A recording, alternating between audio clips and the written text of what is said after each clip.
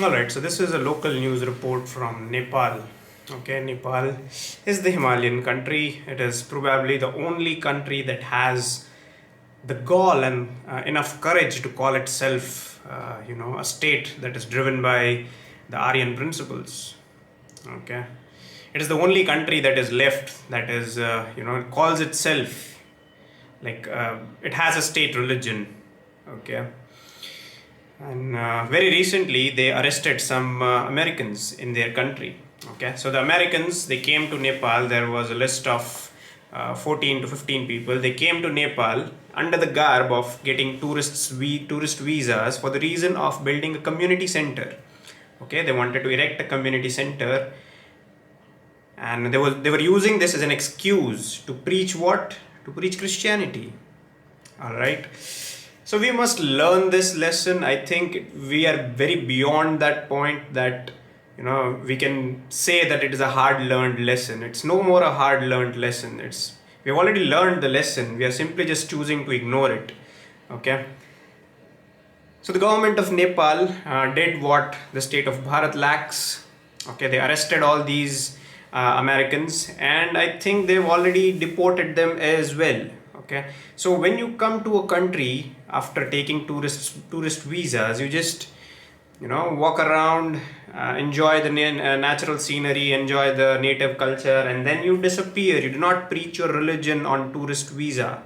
That is what fundamental problem with monotheists is. Okay, we don't realize it, but both the major monotheistic traditions, Christianity and Islam, they are competing against each other. Okay, what are they competing for? They want to legitimize their claims to be that only their monotheistic way is the supreme one. And how will they legitimize that claim? By getting more and more converts to their religion. Now if you look at the globe, majority of the European countries, majority of the West Asian countries have chosen their side.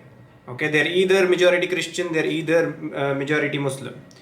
So the part that still remains is the geography of Bharat. Okay, and that is why they're competing for it. Okay, they want to legitimize their claim that their monotheistic tradition is the supreme one. Okay, so you'll see this. Okay, people tell you that these things do not occur anymore. We are way past the medieval historic era.